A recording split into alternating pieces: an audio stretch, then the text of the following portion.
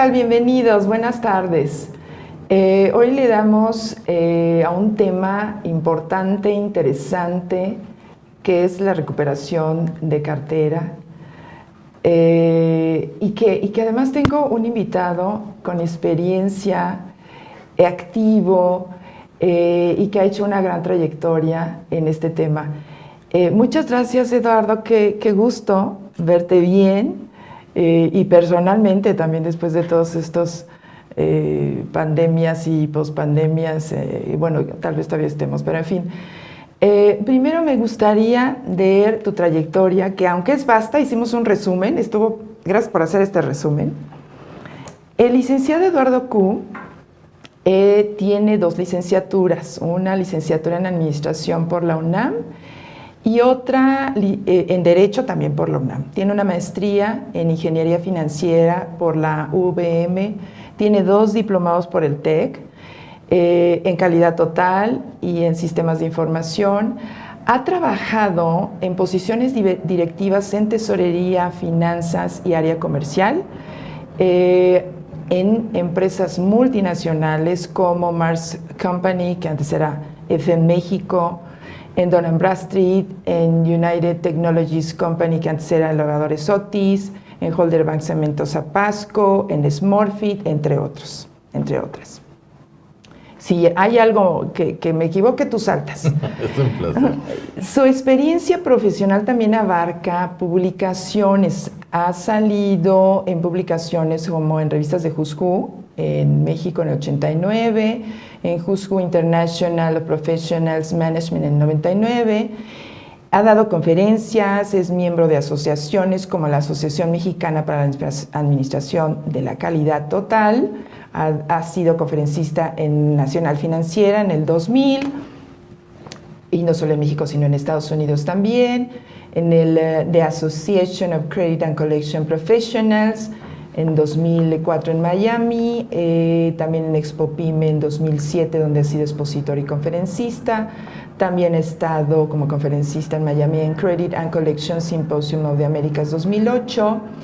Es miembro de la Collection Management Services en US y Collection Hub en España. Es decir, como empresa que fundó en el 2000 en la Administración de Crédito y Cobranza, además me encanta que lo fundaste con un objetivo muy claro, el de profesionalizar la administración del retorno de flujo de caja, mal conocido como cobranza. Entonces, ahí tal vez podríamos, y me faltó que también son miembros, tu empresa es miembro también de Leaders Digital Board. Y me parece que podemos empezar con el concepto de mal conocido como cobranza. Platícanos, ¿por qué tú lo consideras como un mal concepto? Y entonces el concepto adecuado sería el retorno de flujo de caja. ¿Estoy en lo correcto? A ver, Margarita, platícanos. es un placer. Muchísimas gracias por invitarme aquí a tu programa, el poder platicar sobre este tema y esta área tan importante que la gente denomina crédito y cobranza. Le llamo mal nombrado porque yo le digo a la gente que la cobranza es el estómago de la empresa. Si le echas cosas a la empresa, alimento echado a perder, en el estómago se va a descomponer todo. Es cierto. Entonces, es cierto. Nosotros manejamos conceptos. La cobranza, se lo digo a mis clientes, es tocar la puerta y estirar la mano para que me paguen. Esa es cobranza. Pero para que caiga el dinero en mi mano, debí de haber asegurado determinados indicadores clave que me permitan cobrar cuando yo quiero cobrar. Sí. Entonces, manejamos nosotros un esquema que denominamos el cubo de cobranza y podríamos platicar más adelante de él, pero si no vendo como debe de ser, no me van a pagar. Si no fabrico como debe de ser, no me van a pagar. Si no entrego como debe de ser, no me van a pagar. Si no cumplo con las condiciones comerciales que ofrecí, no me van a pagar. Si no le doy al cliente, si no le respeto sus condiciones comerciales para que me pague, tampoco me van a pagar. Y al final, el responsable soy yo, el de cobranza. En ese orden de ideas, por eso es mal llamado cobranza. Okay. Nosotros le denominamos retorno de flujo de caja, porque lo que hacemos es que el dinero regrese a la empresa, además, con la rentabilidad que la empresa espera. Para eso, pues tenemos que pasar por todas esas áreas para asegurar que realmente vamos a recibir el dinero cuando toquemos la puerta. Muy bien, tienes toda la razón. Y yo creo que, considerando tu experiencia, si me permites, platícanos de esas diferencias que había en los 80s, en la recuperación de cartera y en la actualidad. ¿Qué nos podrías decir dentro de un contexto de venta a crédito? Bueno, el tiempo ha cambiado de manera muy importante, principalmente la economía. Sí, es verdad. Afecta también la cultura, afecta la tecnología de manera muy importante y afecta también la legislación. En los años 80 había mucho circulante. Las empresas cobraban lo que vendían porque la gente tenía dinero para pagarlo. Y efectivamente, el cobrar era una actividad tan sencilla que ahí te encontrabas ingenieros, doctores, cualquier tipo de persona que iba a terminar su carrera profesional, mándalo a cobranza. Porque el dinero caía solito.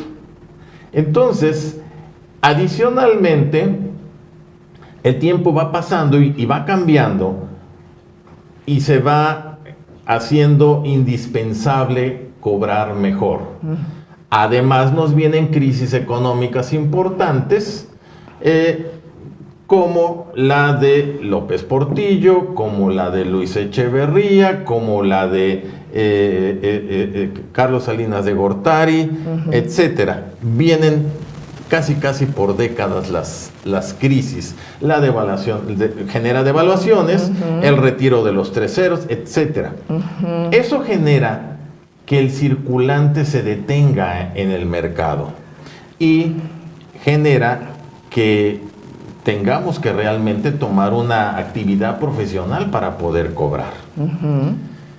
De ahí que la gente en los 80s que tenía dinero para pagar a crédito, es más, el crédito era poco, porque la gente tenía dinero para pagar las cosas, incluso las casas.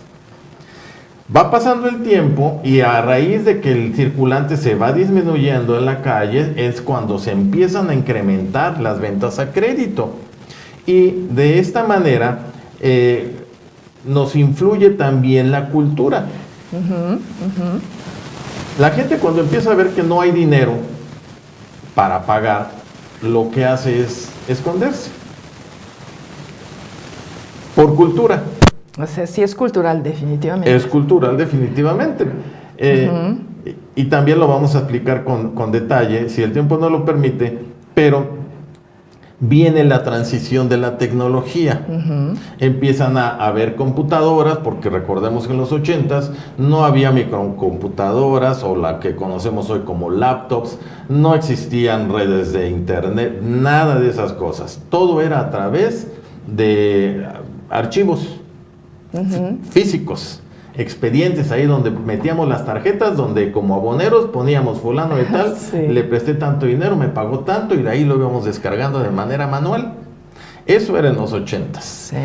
Ahora tenemos un mercado cibernético, un mercado por internet, en donde no necesitamos ver a la gente para comprar, para venderle a crédito, y además tenemos que hacer que nos pague.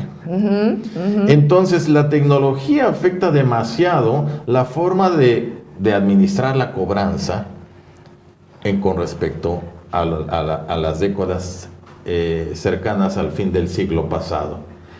La cultura afecta también mucho, porque venimos de una cultura precolombina tianguista. Totalmente de acuerdo.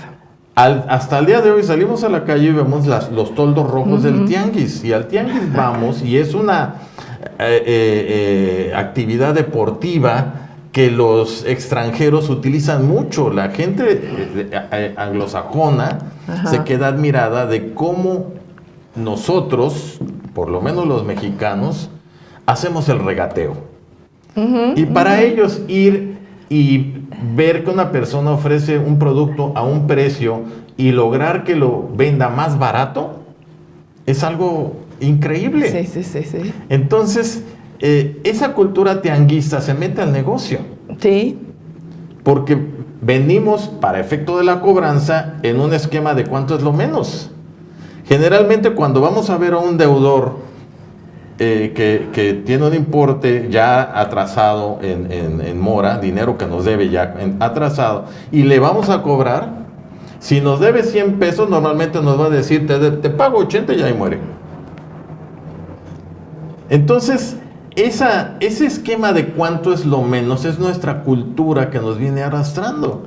Y es algo que nos obliga a implementar. ¿Por qué? Pues porque el circulante se acaba, porque no tenemos una buena administración en nuestros negocios, etcétera. Por otro lado, hablando de la legislación, también es muy importante porque la ley comercial que rige nuestras finanzas hoy es de hace 2 siglos. El Código de Comercio es del siglo XIX, ni siquiera del XX. Entonces, es una ley poco tocada, que de manera genérica todavía no se aplica, pero es lo que nos rige hoy. Y tenemos que utilizarla como escudo para hacer que la gente nos pague. Qué interesante. Sí, ¿sabes qué? Has tocado todos los temas hasta históricos y que además nos puede dar toda la charla. Pero a ver, ya que tocaste lo que es la administración, en el sentido de cómo gestionar una cobranza, ¿se podría evitar clientes morosos? En términos genéricos, sí. En términos genéricos, sí. Debemos de poner una etiqueta o definir más bien qué entendemos por moroso. Sí. Cuando una cuenta por cobrar llega al plazo, a crédito, llega a su plazo, a su día último de pago, es decir, si yo vendía 30 días de crédito y ya es el día 30, el día 31 ya es una cuenta morosa. En cuestión de administración de cobranza, se mide la mora por riesgo. Entonces tenemos que definir qué son los clientes morosos de riesgo y cuáles son los clientes morosos de no riesgo. Si vamos a medir cuáles son los clientes morosos, o enfocamos tu pregunta, ¿cuáles son los clientes morosos de riesgo y si los podemos evitar? La respuesta es en un 95% sí. Evitamos los clientes morosos. ¿Por qué no lo podemos hacer? Pues porque no sabemos cómo. Esa es la respuesta. Entonces, tenemos el administrador de la cobranza y el dueño de la empresa o los directores de la empresa no ponen el interés en conocer lo que tienen que hacer. Esto es casi ofenderlos. Y no es así, pero es la verdad. Es decir, la empresa trabaja con todos sus elementos: ventas, producción, cobranza, mercadotecnia, finanzas, etc. Y cada quien hace adentro lo que tiene que hacer. Pero se olvidan del universo que está afuera. Y eso es una de las razones también por la cual estructuramos nuestra empresa. Porque las personas dentro de la compañía saben lo que producen, saben lo que venden, saben a qué plazo quieren que les paguen, saben dónde quieren vender, etcétera. Pero una de las principales o uno de los puntos importantes por las cuales no me pagan es porque no respeto las condiciones de mi cliente de pago. Es decir, yo vendo a 30 días, pero mi cliente paga a 60. Entonces jamás me van a pagar a 30. Sin embargo, yo tengo cuenta vencida porque no quiero tener conciencia de que el factor externo de mi negocio, que se llama cliente, tiene una política diferente. Otro de los elementos importantes es el mercado. Yo puedo tener mi regla de cobrar a 30 días, pero el mercado en general paga a 60. Nadie me va a pagar a la fecha que yo quiero. Y así sucesivamente hay diferentes elementos que tenemos que ver para evitar un cliente moroso. De los principales son hacer un buen estudio de crédito, conocer al cliente porque no lo conocemos. Tenemos casos en cobranza donde el cliente me dice, tengo una cuenta por cobrar que esta empresa no me paga. Y la vamos a investigar y resulta que el objeto de negocio del cliente que no paga es diferente. Por ejemplo, si la empresa vende alimento, al cliente que no paga, resulta que el cliente está registrado como un bufete jurídico. Entonces, no estoy analizando, no estoy conociendo a quién le vendo. Sí, es justo otra pregunta que va ligada, Eduardo. O sea, eso implica tener muchos recursos, o sea, gente, tecnología. ¿Qué implica? ¿Qué recursos implicaría para tener una administración, gestionar la cobranza lo más óptimo? Porque yo creo, culturalmente, yo creo que clientes morosos siempre va a haber. A lo mejor si dices el 5%, el 95% se puede evitar, pero no requeriremos muchos recursos, o las empresas que venden o las entidades que venden a crédito, personas físicas con actividad empresarial que también cae. Sí, y has hecho una pregunta muy importante, sobre todo para este tiempo. Exacto. Para este momento. ¿Por qué? La revista Forbes, que es una de las más importantes en cuestión de negocio, establece los riesgos o puntos medulares de riesgo para la recuperación de cartera en estos tiempos de pandemia, sobre todo. Pero esto era algo que venía dándose desde antes. Hablaba yo en mi conferencia de ayer que llegamos a este momento de administración en las empresas porque las empresas han ido migrando en esquemas de administración de negocio en tendencias como, por ejemplo, el benchmarking, como la reingeniería, como el just in time, como el downsizing, como el core business, como el back to the basics. Todos esos son esquemas de administración que se han ido dando a lo largo del tiempo, y por eso es que podemos entender por qué las corporaciones se hacen más pequeñas, por qué cambian de región, por qué las estructuras organizacionales se hacen más planas, etc. Si no conocemos eso, no podemos entender por qué mi empresa me despide personal, por qué me piden que haga más con menos, por qué, etcétera. Y creo que todo es en contra mía, y no es cierto. Están evolucionando, se están adaptando a la necesidad de mercado. Entonces, aquí necesitamos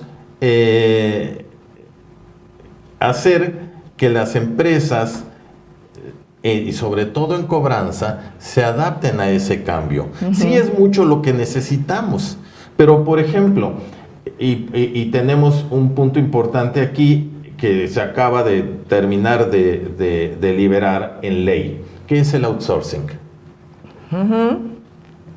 Y el outsourcing, que ahora este gobierno ha venido a tratar de encuadrar de manera no profunda, vamos, desde mi perspectiva, no analizaron totalmente lo que el outsourcing quiere decir en sí.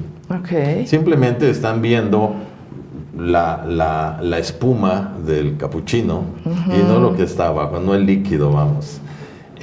Porque el cambio de ley se dio para evitar que los grandes outsourcing evadan impuesto. Pero no es nada más la cuestión de si un outsourcing evade impuesto o no. De mi perspectiva no es así. Ok. El outsourcing existe, y esto es para la cobranza, hablando de nuestro tema. ¿Te refieres a que se utilizaba mucho? Es algo que es muy necesario, porque como tú dices, son muchos los recursos que necesitan las empresas y no los tienen. Sí. Una empresa normalmente, la que tú me digas en este país, para poner un ejemplo de equidad, tiene 100 vendedores y tiene 10 cobradores. Y todo lo que hace en negocio de 100, quiere o debe de cubrirlo con 10. Es imposible. Sí, claro. Y si a eso le pones que no tienen los sistemas informáticos adecuados, está peor. Un ejemplo muy sencillo es que el mes tiene 4 semanas. Ajá. Algunos 5, pero pongamos que son 4. Ajá. Tengo 4 semanas para cobrar todo mi dinero. Pero como no tengo la gente suficiente, ni el recurso informático necesario, tengo que, para mi cierre de mes, dejar de trabajar en cobrar para hacer mi cierre, mi conteo de cuánto cobré, mis reportes y presentar mis juntas a lápiz, porque mi sistema no me da. Sí, entonces el outsourcing es muy útil para cubrir todo lo que yo no alcanzo a hacer. Eso es un elemento indispensable, y sobre todo ahora en épocas de pandemia y con el home office, peor. Exacto. ¿Cómo afectó? Ahí ya entraríamos a otra pregunta. ¿Cómo afectó la pandemia a la cobranza en México? De manera tremenda. Sí, me imagino. Tremenda. Caray. Te voy a dar datos que te van a dejar fría. Sí, más estadísticos, exacto. El economista publica, se dispara el 80% de la cartera vencida en el banco. Adicionalmente, más de 1.600.000 tarjetas de crédito se cancelan porque no se pagaron, por falta de pago. Deloitte establece que es una crisis tremenda en la recuperación. Establecen también que la crisis ocasiona la falta de pago de 9 de cada 10 compradores. Adicionalmente, en la pandemia genera más del cierre de 35,000 empresas. La revista Forbes también expone que 9 de cada 10 empresas sufren de problemas de pago a crédito. El 51% de las empresas presentan problemas de cartera vencida. Entonces, imagínate, todos esos datos, se dispara más del 30% de la cartera de las empresas se vuelve cartera vencida de riesgo. Todo generado por la pandemia. Y repito lo que te acabo de mencionar. Uno de los elementos muy problemáticos para la cobranza es el home office. Viene la pandemia y a toda la gente la mandan a trabajar a su casa. A todos. Entonces, tú hablas a una empresa para vender y quieres hablar con alguna de las personas y te dicen, está en home office. Sí. Entonces tú dices, bueno, deme su número o comuníqueme con él. Y te dicen, no puedo. Márquele usted. Ok, deme su número. No puedo, es privado. Ok, deme su correo electrónico. No puedo, solamente él se lo puede dar. Cuando hable con él, que se lo dé. Esa es la respuesta. Sí, y cuando estábamos en pandemia, ahorita porque ya estamos en un color más atractivo, pero cuando estábamos en pandemia, ni siquiera los conmutadores contestaban. Sí, exacto. Entonces tú decías, ya no digas para cobrar, ¿cómo lo hace para vender? Si hablas y no te contesta el conmutador, o si te contestan te dicen todo lo que les acabo de explicar. Ahora, como somos empresas y estamos hablando de cartera vencida de empresas, de comercio, no de gobierno, ¿cómo cobras? Si a quien le tienes que cobrar no está en su lugar, no tiene su número de teléfono, no tiene su correo electrónico, no tiene su extensión y nadie te contesta. Suponiendo que tengas la dirección electrónica. o el número de teléfono. Como está en su casa, si le da la gana te contesta, y si no le da la gana no te contesta. Es decir, si te quiere pagar te va a tomar la llamada, y si no, no. Entonces, ese es el resultado de todos estos datos que te estoy dando.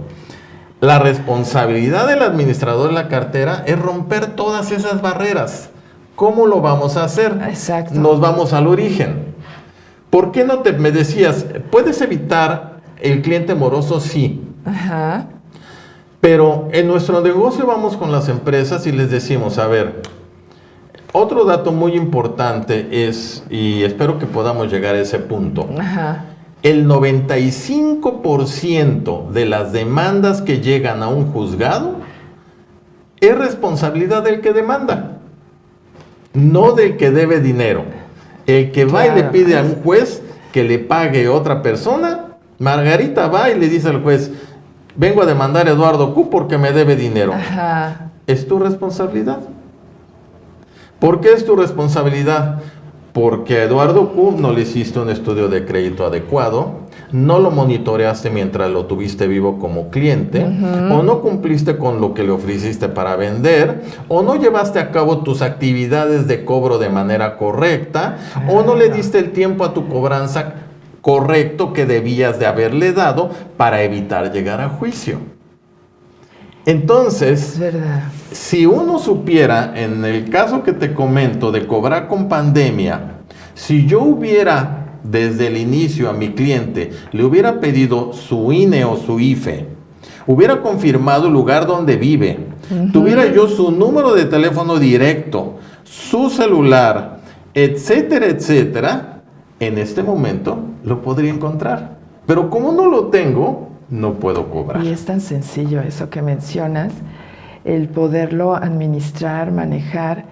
Y dime, bueno, ahora que tocaste también los juzgados, ¿en qué momento llamaron abogados? O sea, ¿en qué momento, para hacer más presión, hacer una labor extrajudicial y desde luego, bueno, pues de acuerdo al proceso, decir a una labor judicial, pero ¿en qué momento manejar y pedir que intervenga un abogado?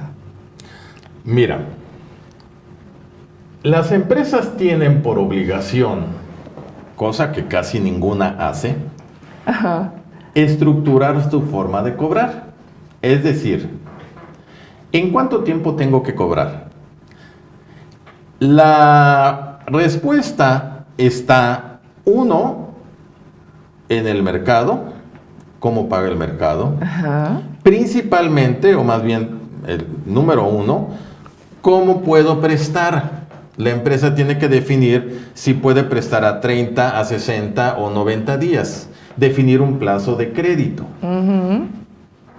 Tiene que también cruzarlo con el sistema crediticio del mercado que trabaja. Y también tengo que estructurar en función de eso lo que voy a hacer para cobrar. Si yo defino que voy a cobrar a 30 días, entonces tengo que definir un plan de cobranza en 30 días.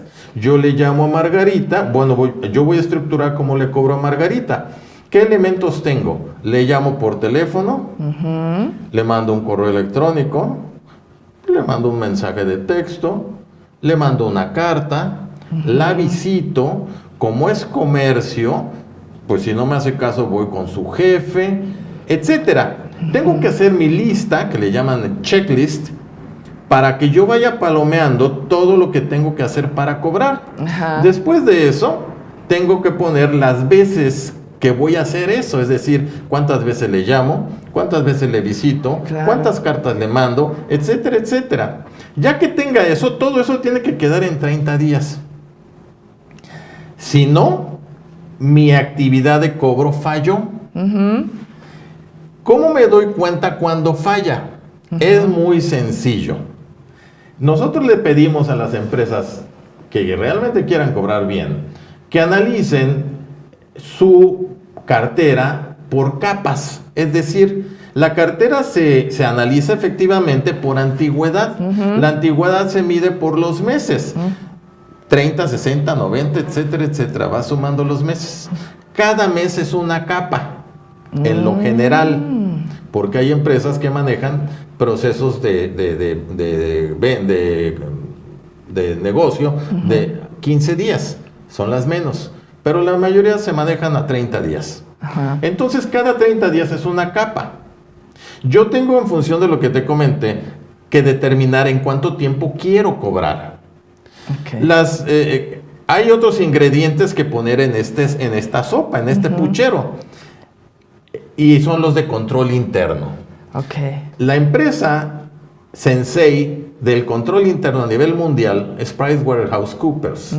Y ellos cada año emiten una libreta, que es la Biblia para todos los auditores, en donde establecen que mi cuenta, una cuenta por cobrar, entra en riesgo cuando cumple 1.5 veces su plazo de crédito en vencido.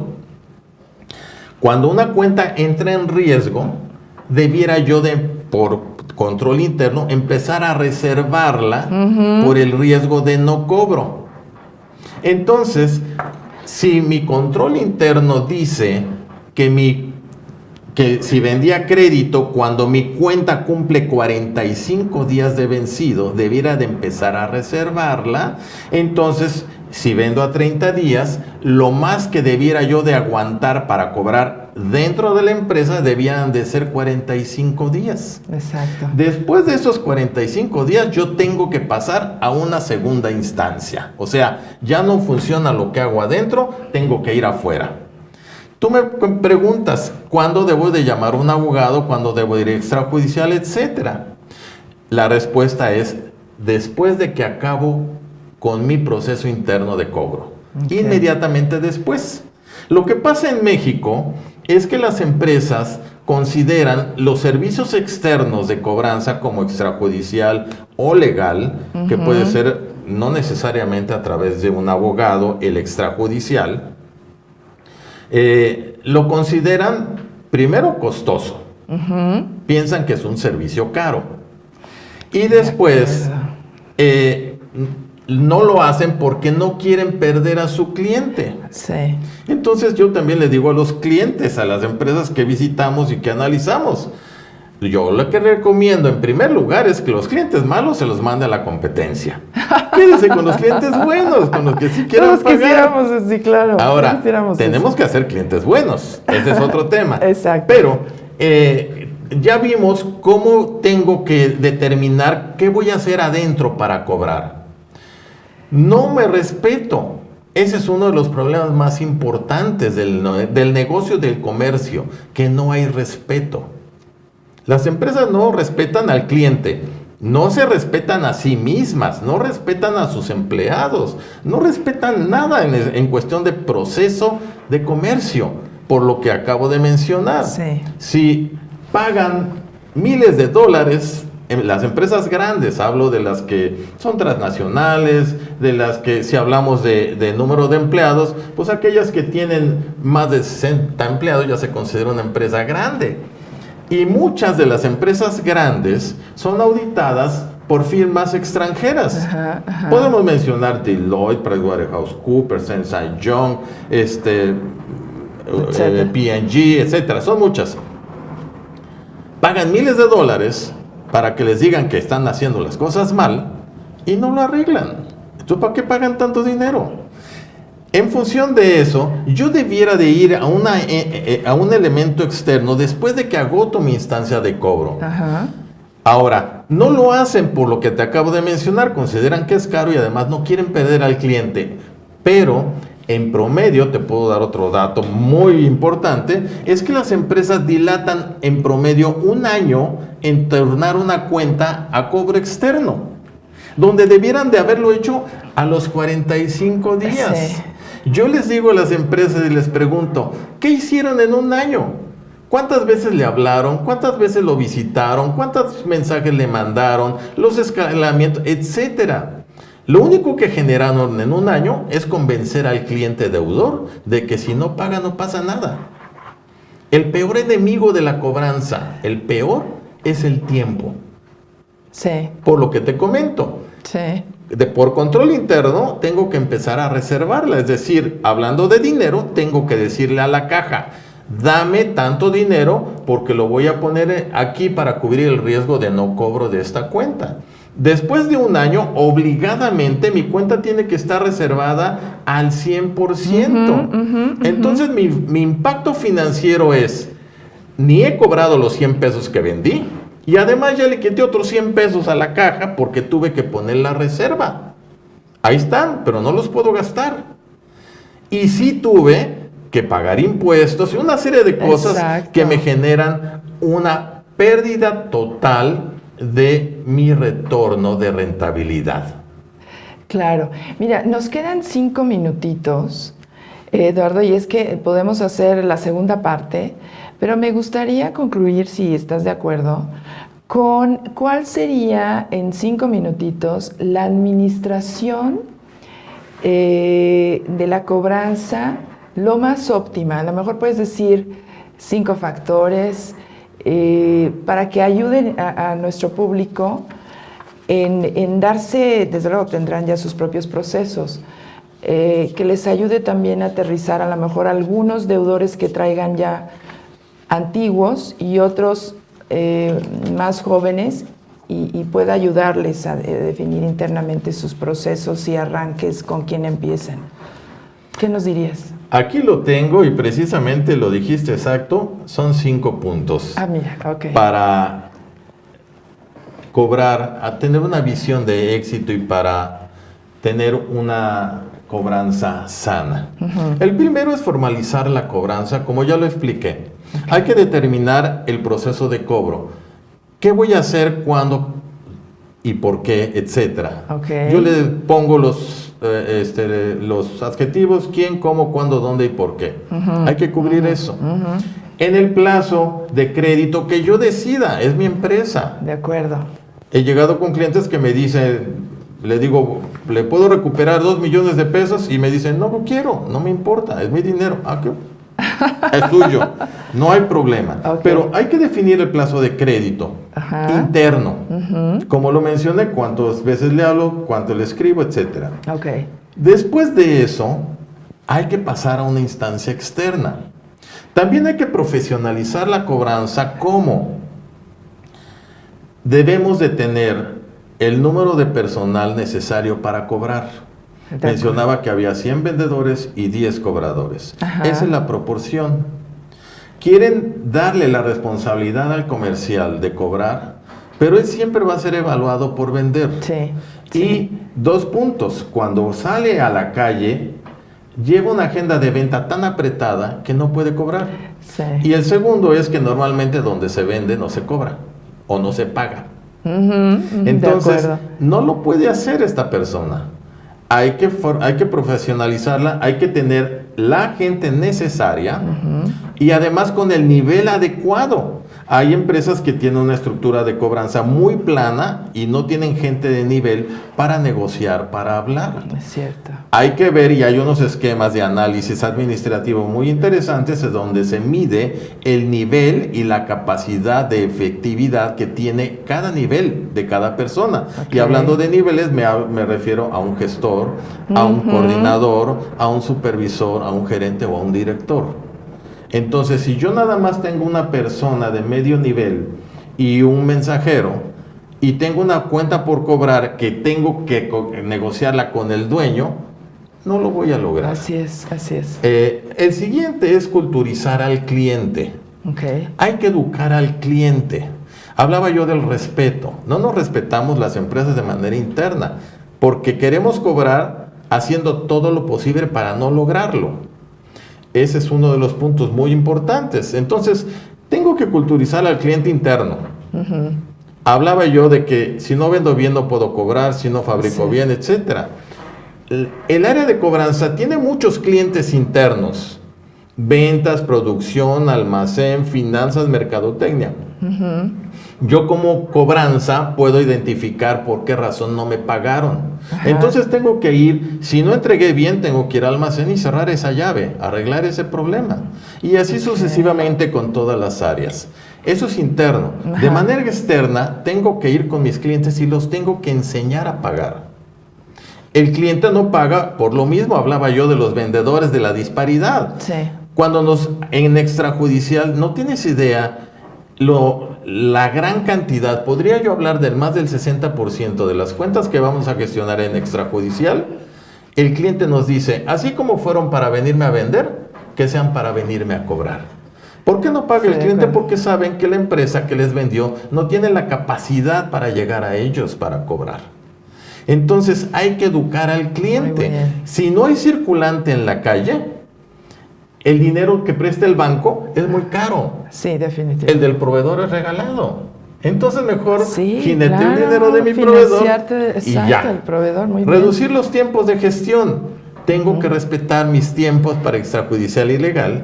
Y finalmente, tengo que hacer todo con pasión, con respeto, con integración para mi equipo de trabajo, para mi empresa, para mi persona, para mi cliente, para todo mi entorno. Este país necesita mucha integración, mucho amor y mucho respeto.